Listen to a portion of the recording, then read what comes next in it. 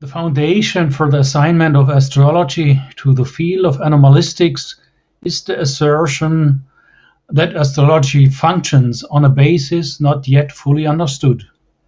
A correlation between lawful astronomical circumstances, dynamics, movements, and earthly events is assumed. One can call this the above-below theorem, or ABT.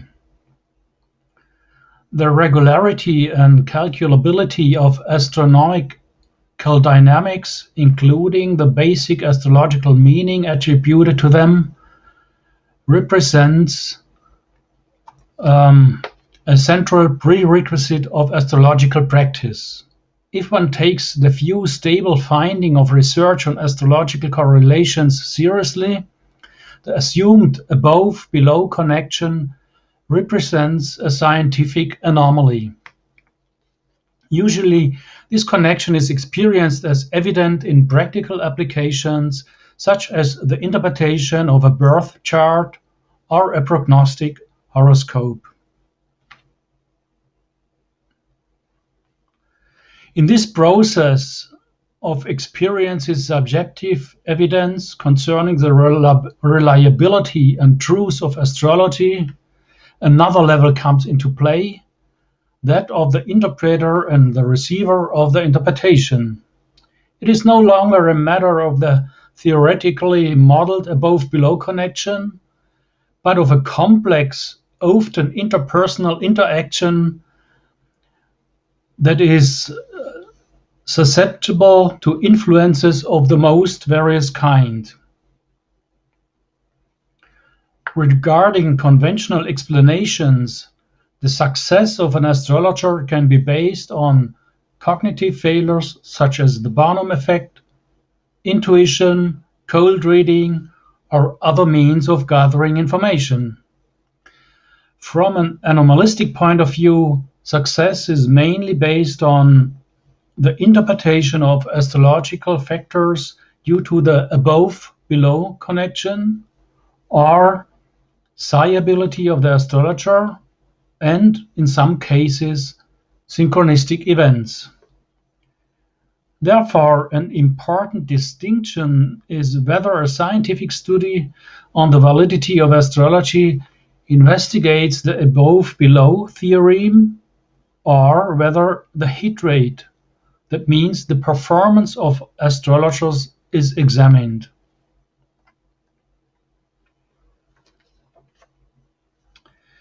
This differentiation is reflected in two research paradigms, each with its own methodological problems. The first paradigm concerns the examination of isolated astrological assumptions, such as the assumption that, for example, in the case of prominent athletes, the planet Mars was more frequently near the ascendant as expected by random chance, as Michel and Françoise Gauquelin's well-known studies have shown, or that there are more inter-aspects to be found between the horoscopes of loving partners or friends than would be expected by chance, to name two examples. In the case of the second paradigm, empirical investigations usually apply matching experiments. Astrologers, for example, get 10 horoscopes and 10 psychological reports and must assign the related horoscopes and reports, as it was the case in an early successful experiment published by American psychologist Vernon Clark in 1960. With this second method, the matching experiments, no direct proof of the validity of the above-below theorem can be obtained from the results. Even excluding conventional possible explanations, the success of the astrologers could be attributed to their psi abilities such as clairvoyance. Accordingly, If we assume the validity of astrology or astrological practice, we are dealing with, or maybe dealing with, separate anomalies. The first concerns the above-below theorem. The second can occur in the process of horoscope interpretation and interaction with clients, being describable by the concepts of parapsychology. A third would be a form of synchronistic events that is assumed to occur in divinatory practices based on aleatoric processes, as it is the case in horary astrology. However, I will not deal with the last mentioned topic in my talk. Horoscope interpretation is a complex process with space for intuition, psi processes, and human creativity. The latter is necessary to produce good interpretations. Just as in music, there are lifeless and bland interpretations, as well as soulful and ingenious interpretations of a composed piece of music, so there are in the interpretations of horoscopes. And just as one cannot say that the lifeless interpretation of a work of music is wrong if the interpreter adheres to the notes, one cannot suggest an uninspired processing of a horoscope is wrong as long as the rules of the interpretation are adhered to. The interpretations are simply bad and of little meaning when the connection between the symbolic language of astrology and its concretization in the client's individually and collectively shaped environment is not successful. In order to achieve a bullseye in an interpretation on an astrological level, it is necessary to creatively translate the relatively abstract structural principles into possible concrete events in the Lebenswelt or life world. The schematic use of key astrological terms will have little success if one leaves aside psychological mechanisms such as the already mentioned Barnum effect that also can provide the experience of mutual subjective evidence. The complexity of necessary translation work also accounts for many problems in scientific studies on the validity of astrology. They concern what is called in German Aussagegrenzen, that means limits of validity. This means, according to the theoretical model assumption of revised astrology, and this revised astrology is a strongly psychologically and scientifically oriented approach that was created by German astrologers in the first half of the 20th century. And this Thomas Ring is one of the most important of these guys. And he also coined this term revised astrology.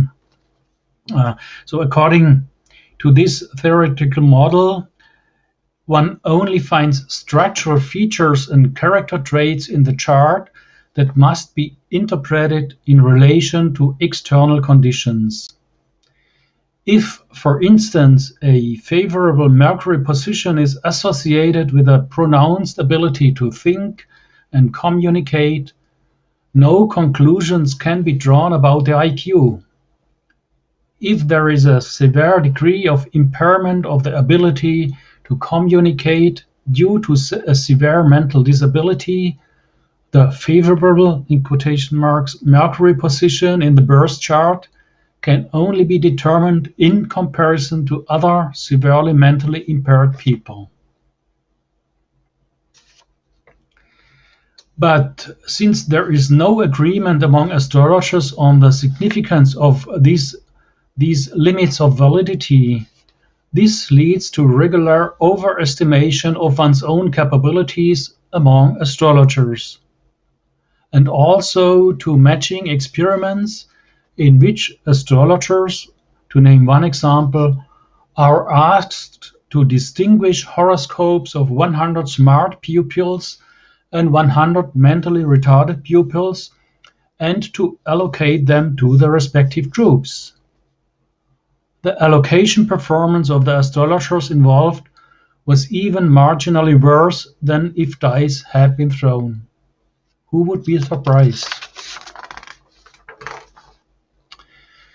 In the following, I will address some methodological problems to be considered in future empirical research on astrology. They can be classified according to the distinction between the direct study of the ABT, above below theorem, and the study of astrologers' performances. In statistical tests whose hypotheses concern frequencies of occurrence of certain constellations and aspects, and where it is not possible to make a simple comparison of matched groups, the determination of random expectation is a central problem.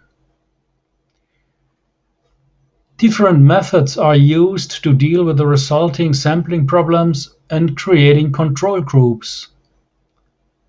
Dutch statistician Jan Ruijs, for example, used three methods in an investigation of serial killers. It was first the bootstrap method, using a large group of comparison charts from an astrological database. Then he also used the shuffling method by creating artificial charts by random recombination of astrological factors of the existing charts of the serial killers. And then third, he used the time shifting method. And in this case, the actual birthday is shifted step by step, for example, by plus or minus 7 days, under the assumption that the postulated effect progressively weakens. All three methods have their benefits, but also problems, depending on the research question and investigation design. It would go too far to go into details because one would have to consider each study individually. I only like to take a closer look on the time-shifting method because it concerns an easily overlooked but crucial point. This method assumes a homogeneous astrological timeline which allows arbitrary operations that are in a way comparable with the interval-scaled dimension of physical time. But that is not the case. By using the time-shifting method, one follows the idea that an actually found constellation in the chart of the investigated subject should be the best, the perfect one. By shifting his or her birthday on the timeline, the effects or constellations searched for should weaken, comparable with the astrological idea of decreasing effect of an aspect corresponding with its increasing inaccuracy, what it's called ARPS in astrology, ARPS of an aspect. This method is suitable for the investigation of single aspects related to one date concerning fast-moving planets, but not for complex astrological constellations. In complex constellations, astrological variables are subject to complex rhythmic overlaps. In the above-mentioned experiments I conducted with a colleague on astrological synastry, we developed a method to take this problem into account. We calculated an individual random expectation value for each pair in this synchronistic synastry experiment for each pair of birth horoscopes using Monte Carlo simulations, a method that has since become feasible due to the significant increase in computer figuring power.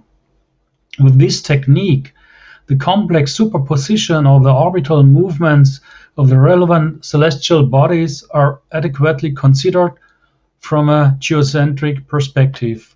And now I show you a figure from that study. It's only to show how different the quality of time, so to say, is for different subjects. So we see here two graphs that are related to different subjects, and it shows the same period of time. That means the year 1955. And here we have the month of this, the 12 months of this year.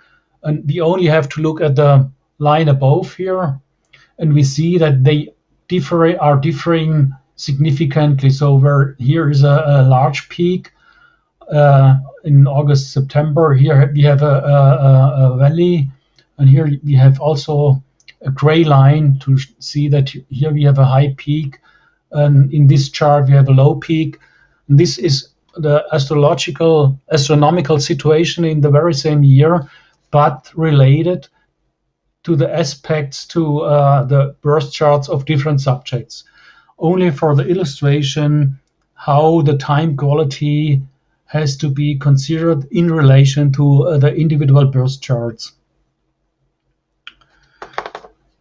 Okay, now a next often made mistake.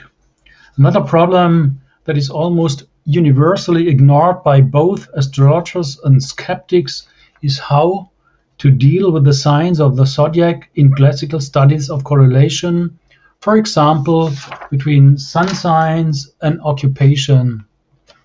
While signs of the zodiac represent analytical categories from an astrological perspective, they cannot be treated as discrete facts from an external, scientific point of view, comparable with biological sex or age or eye color.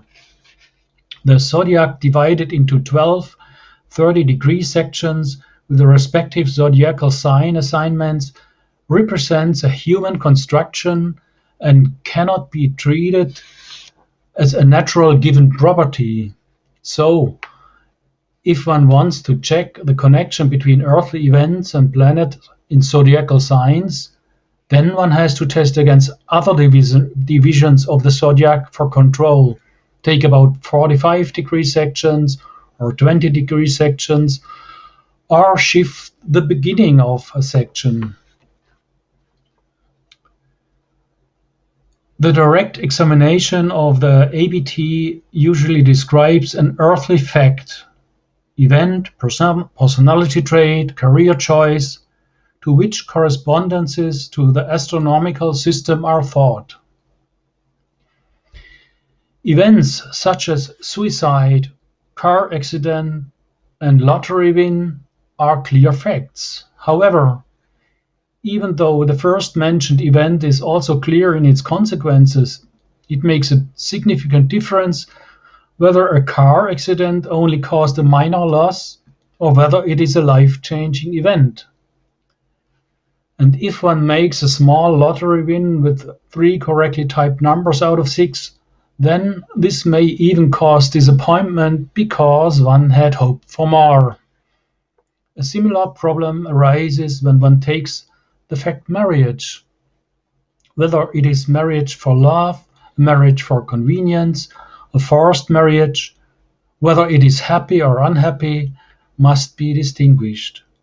This may seem trivial and self-evident, but often even such modest considerations were not sufficiently considered in astrological investigations, and an alleged fact was non-reflectively taken as an unambiguous detail.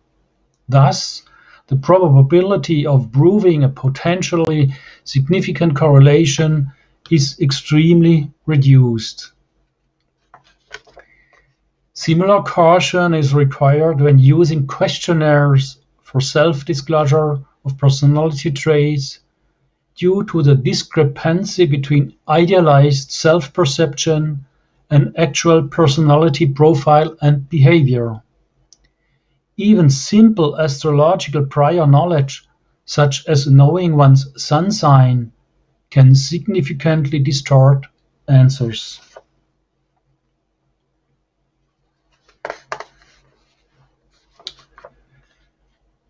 In matching experiments, the quality of the participating astrologers plays a decisive role.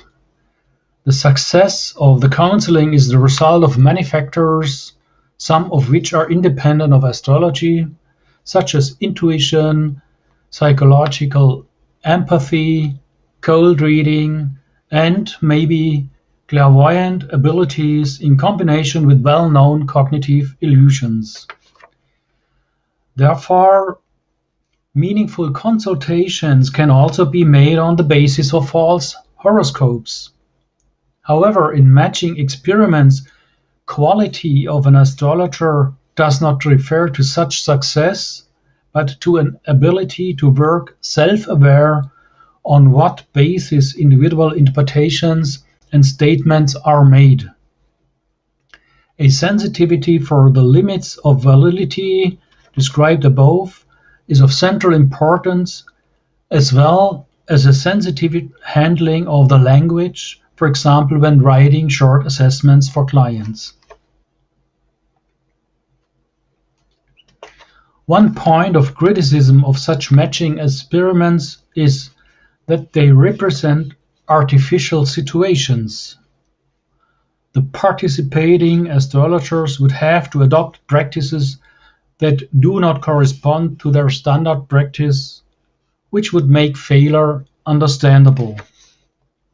With a good study design, it is possible to meet these objections by adapting the tasks as closely as possible to the practical situation.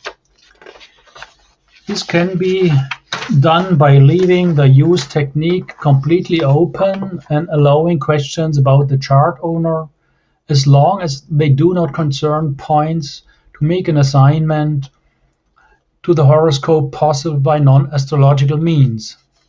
These measures offer a very close proximity of the task to everyday practice and represent improved experimental conditions for the participants without this being at the expense of experimental control, for example with regard to hidden cues. There are 2 points to keep in mind. Due to the great freedom in terms of the technology used, astrologers and their claims are now being tested to see what they actually accomplish.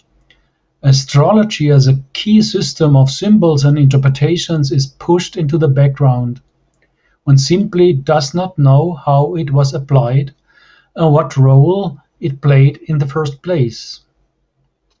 Further steps of investigation would be necessary to learn more about the underlying processes.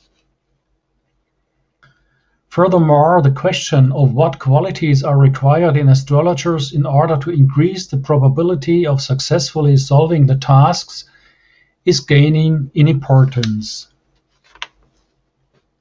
The best possible knowledge of the researcher about the nature of the researched object seems to be a matter of course, but this varies in the field of anomalies.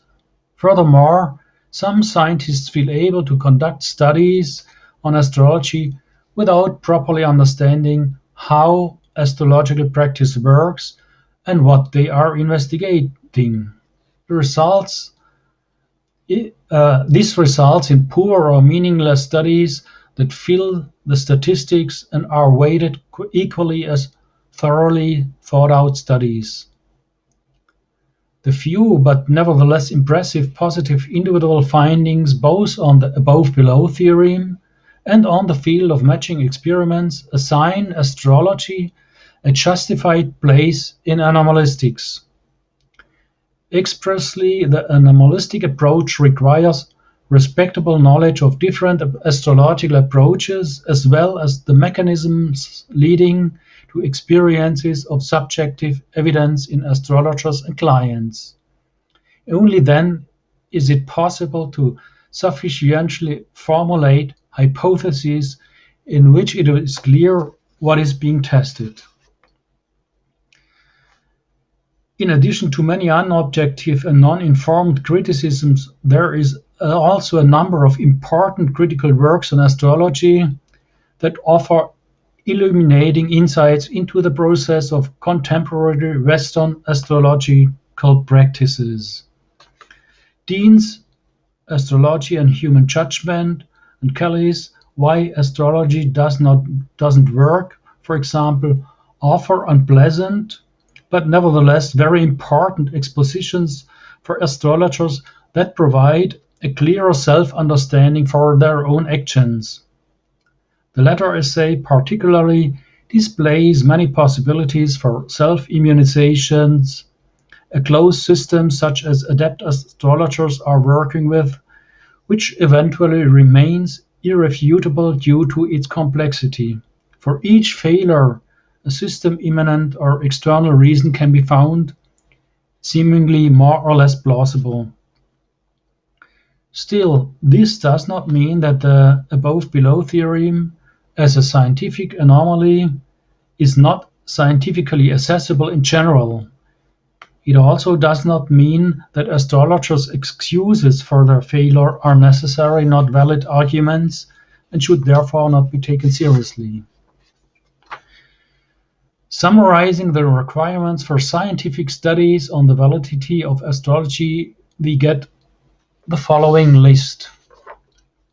It is required a respectable knowledge of different astrological approaches, knowledge about astronomical peculiarities related to astrology, knowledge of astrology as a symbol system and a human knowledge system, knowledge about mechanisms leading to subjective evidence in astrologers and clients, and it's recommended to work with selected self-aware astrologers, and obviously the usual statistical skills are needed.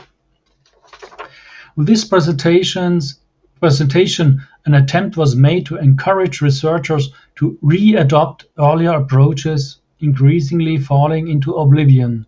Modern databases and data processing offer many new possibilities for researchers. Therewith, studies become possible that were unthinkable 50 years ago. Be that as it may, computing power alone does not guarantee an intelligent and successful study design. A thorough knowledge of astrology in all its variants and aspects is just as important as astrologers being study participants who know their own practices self-reflexively and view them critically. Thank you for your attention. So I already see a couple of raised hands. And I'm going to start with a question from Mark. So I'm going to hand the mic to Mark. I was wondering if you might be able to address some of the additional statistical challenges that are unique to astrology. So you can't just approach astrology research with sort of a knowledge of standard statistics in many respects, because there are some unique challenges to studying astrology if you're studying the astronomical factors statistically. So I'm just kind of curious what thoughts you have on that. On the problems with the statistical evaluations, yeah, I mean that is what I might try to mention with creating of control groups, and you know that in former experiments there was often the idea one can easily exchange astrological factors, for example, with the shuffling method, but with the overlapping of all these different rhythms, we have such a complex situation that it's hardly possible to estimate the likelihood of aspects. And so I think with these Monte Carlo simulation methods, one can do a lot of dealing with these problems. But it depends actually on the individual experiment. So in some experiments it's more easier to use so to say normal statistical methods. In others, like our experiment on synastry, we had to choose the other one, and even there it is difficult. So but this is rather sophisticated. So perhaps many in the audience are not able to follow if they don't know the study. So, Right. Thank you. welcome. All right, I'm going to pass the mic now to Chantal. How would one choose an astrologer? How would one choose an astrologer? That's the first question. The same problem. How would one choose a psychotherapeutic? So it's often it's also a question of the connection between astrologer and client, and some works well and others not. But I mean, if, in my opinion, if an astrologer promises too much and too concrete things, then I would be cautious. So, according to my approach to astrology, concrete events cannot be, for example, predicted. One can only have some mention some possibilities. Tendencies. For example, a constellation could be manifest in a life, but there you have to know a lot of circumstances.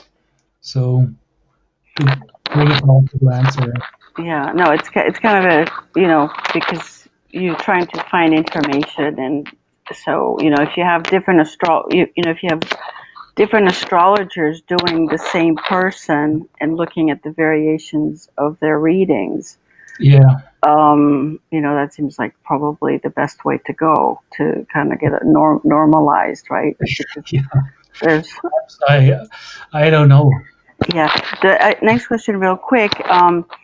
When there's a cesarean, the child now is born at an unnatural time. I mean, it's still, natural that the child is born at that time.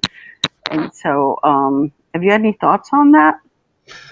That is a question that is really actually discussed also in that approach I follow in this revised astrology, and it is said that these kind of births are not so accurate than the other ones. So because it's thought of that the fetus itself initiates the birth, and if it is a so to say artificial time of birth, then it does not work as good. But that should be investigated. I don't know. It's just this is a problem. Yeah. Okay. Thank you so much. All right, thank you, Chantal. Now I'm going to pass the microphone. I'm going to mess up this name to Cohen. Hello, Gerhard. You remember me? It's 25 years ago, I think, so in Freiburg. It's a long time ago, yeah. So it's a good summary you gave for the general science public. I just wanted to add for people who want to read more about the specific problems in astrology, they can look at my book, which is freely downloadable at astrovdm.com. I address a lot of those problems you mentioned, like the special techniques you need to avoid difficulties. I can put the link here in the chat box for the interested people. So yeah, I just wanted to say that. It's actually not really new what I presented, but it's still often overlooked. So. Yeah, probably for people who are not used to deal with astrology. There are a lot of surprising things that you have to know. I have in the meantime, I have in my software program, which you can also try for free for 25 days. I have put a lot of statistical techniques and also this randomization. So you find some correlation and then you randomize the data, and then it does that 100 times or so. And if the correlation is real, well, it should stand out if you compare with the random shuffled data. So that's in my software. So researchers who are interested in this work should get in touch with you. For me, it's guideline of my research, and so it needs a lot of effort to do this kind of studies. Yeah, sure. I'm still working on trying to collect data for my synastry research.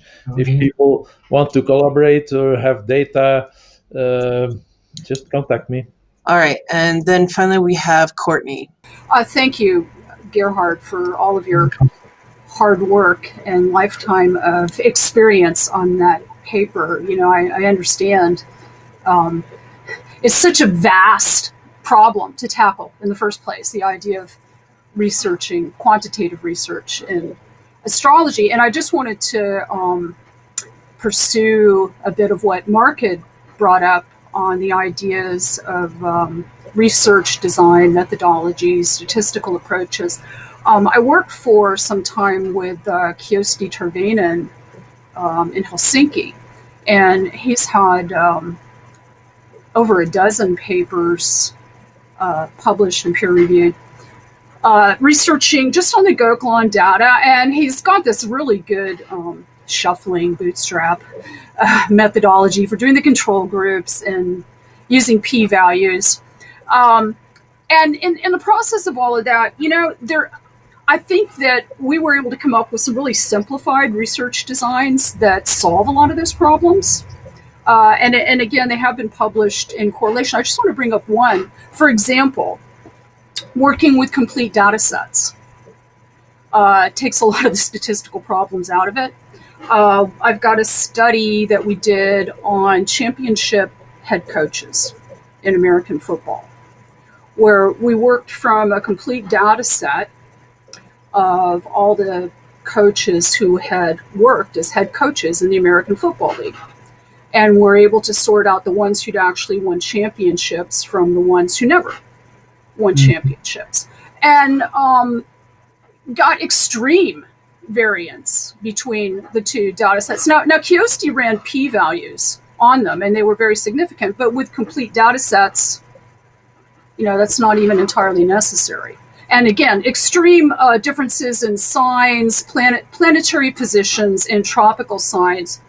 And of course, we ran them in several different zodiacs, including the sidereal Lahiri Ayanamsha, which is the most common one used in Vedic astrology, and got some really interesting results there. And we were able to replicate it using basketball coaches, NBA head coaches, doing exactly the same thing. And it is fascinating because we got very similar results, and yet with slight differences, as you would expect, because these are different jobs and different types of personalities. So I think the future looks pretty good with the research. Again, I know it's almost overwhelming. It's so daunting, and yet there are ways to simplify it, and I think to break it down. And that's just one example. Yeah, that seems to be a good one good approach, to have these complete data sets and then you can easily also compare it to other ones. But not every astrological research question can be dealt with in this easy way, and one actually had to go into the details. So without knowing the details, it's hard to give an assessment of the quality. But I think that looks like being a fine study. Yes. Yeah, and I think in the course of my research, I'm really not interested in improving whether astrologers can do what they claim they can do. Frankly, as after a lifetime in astrology, most of them can't.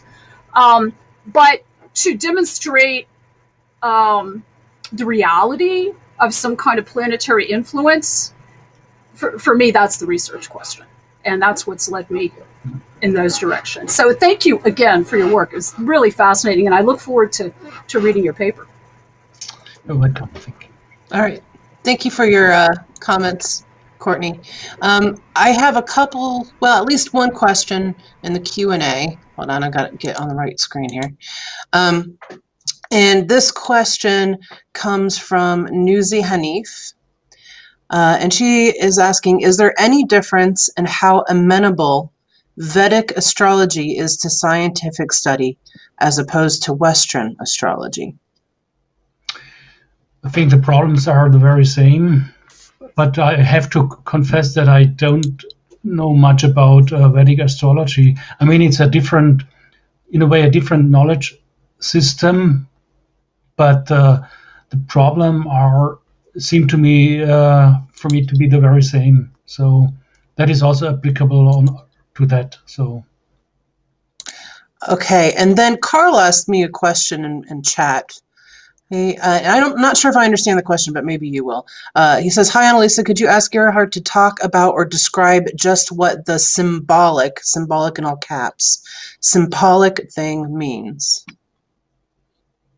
The symbolic of astrology, or the symbolic thing means. It's I don't know.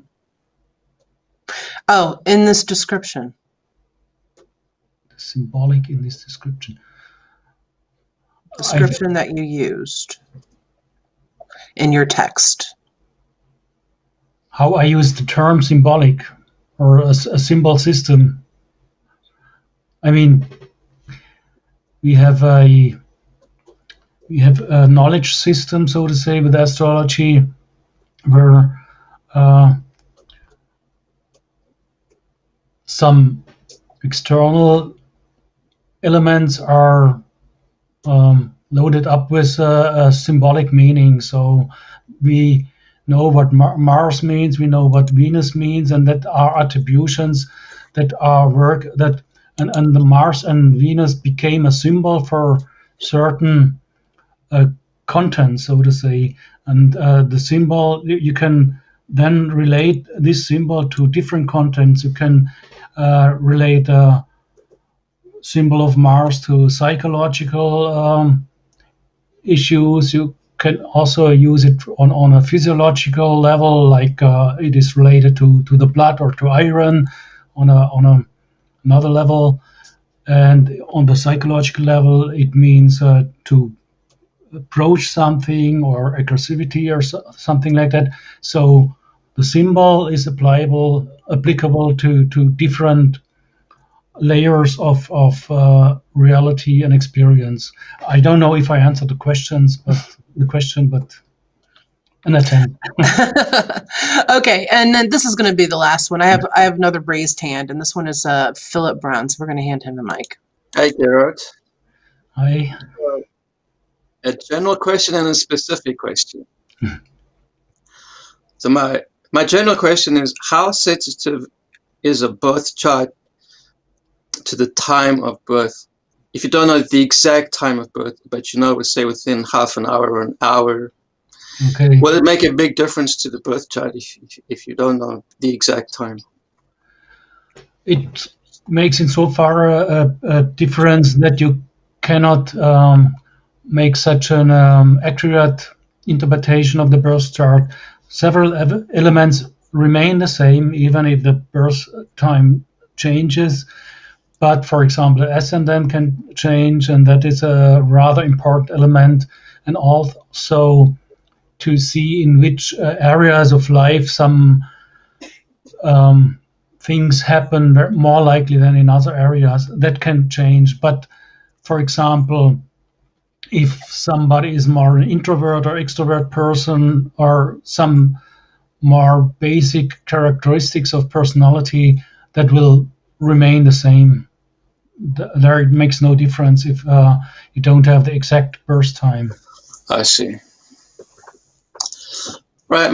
My second question is, I'm curious about the resemblance of the glyph, the symbol for the planet Saturn, and the symbol for Planck's constant, and also the number 5. It is something that came up in my own research on the fine structure constant. Do you have any idea why there is this similarity of these particular symbols? Yeah, one should go into details. Then, I mean, these symbols for the astrological, for the planets, are created based on a whole knowledge system. And with Saturn, you have the cross, that means the Earth, and then The other thing is, I think it's the moon. Then combined, I'm not so deep into that. Maybe other people in the round can give you more information. Yeah, so I don't know if you can see that. It's a little bit like that. Yeah, but it's certainly no accident. And the 5 is the pentangle, and you know that is also related to the, I think, to the material realm. But Yeah. you know, I'm not an expert in this. There are certainly other people in the round that can answer your question much better than I do.